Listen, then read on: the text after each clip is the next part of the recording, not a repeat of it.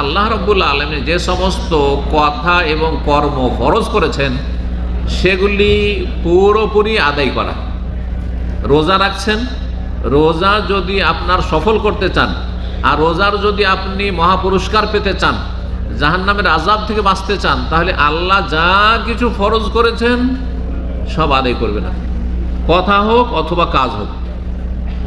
আল্লাহ সর্বপ্রথম ফরজ করেছেন লা ইলাহা ইল্লাল্লাহ মুহাম্মাদুর রাসূলুল্লাহ, শাহাদাত দেওয়া, তাই না? আল্লাহ ছাড়া কোনো সত্য মাবুদ নেই, আর মুহাম্মদ সাল্লাল্লাহু আলাইহি ওয়াসাল্লাম আল্লাহর রাসূল, এটি কথা, এটি বাচনিক ইবাদত, এটা প্রথম, এটা ঠিক থাকতে হবে। এখানে যেন তাওহীদের জায়গায় লা ইলাহা ইল্লাল্লাহর জায়গায় শিরক না থাকে, লা ইলাহা ইল্লাল্লাহ নষ্ট না করেন। লা ইলাহা ইল্লাল্লাহর যেন পুরোপুরি বাস্তবায়ন হয় লাইফে, যে আল্লাহ আমার মাবুদ, সুতরাং আল্লাহর আদেশ নিষেধ আমার জীবনে মেনে চলছি। আমি নিজের খেয়াল খুশি এক পা বাড়াইতে পারবো না।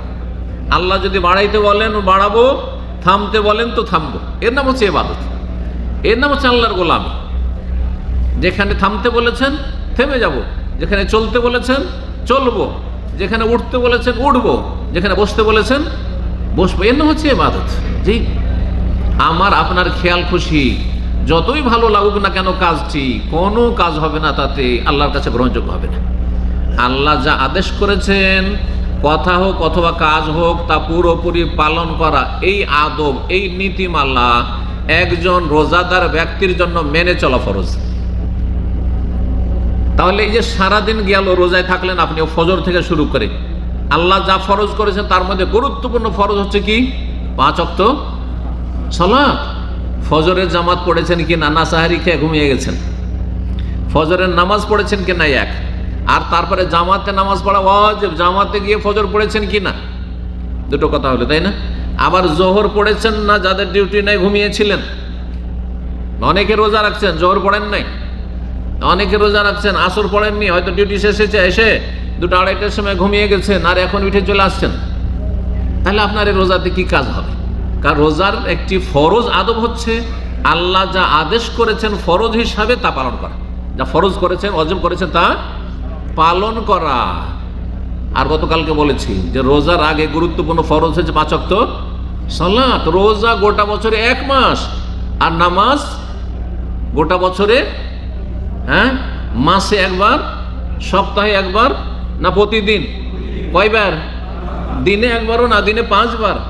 চিন্তা করুন কত পার্থক্য তাহলে রোজার সাথে নামাজের।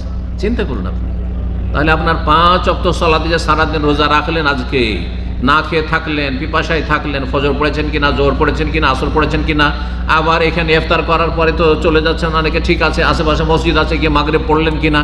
হ্যাঁ, যদি আপনি আল্লাহর গোলামি না করেন, নফসের গোলামি করেন, আপনি কুপ্রবৃত্তির, আপনার মনের কামনা বাসনা, যেটাকে বাংলায় কুপ্রবৃত্তি বলা হয়, মনে শয়তান বাসা করে আছে, আর শয়তান প্ররোচিত করছে যে খাওয়া দাওয়া হয়ে গেছে, চল বাসায় যাই, রেস্ট করি, মাগরিব পড়লেন না। দীর্ঘ 25 বছর যেহেতু ইফতার ক্যাম্প আমার এইসব শুনতে শুনতে বয়স হয়ে গেছে।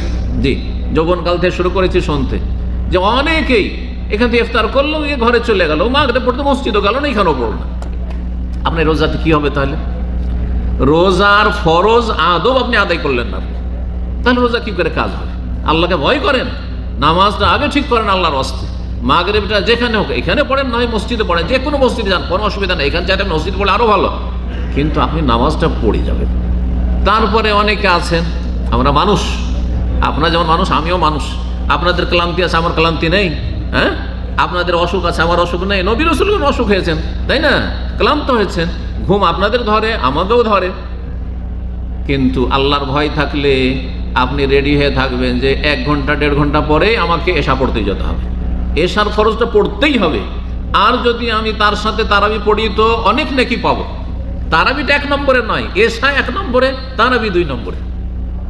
ভালো করে বোঝার চেষ্টা করবেন।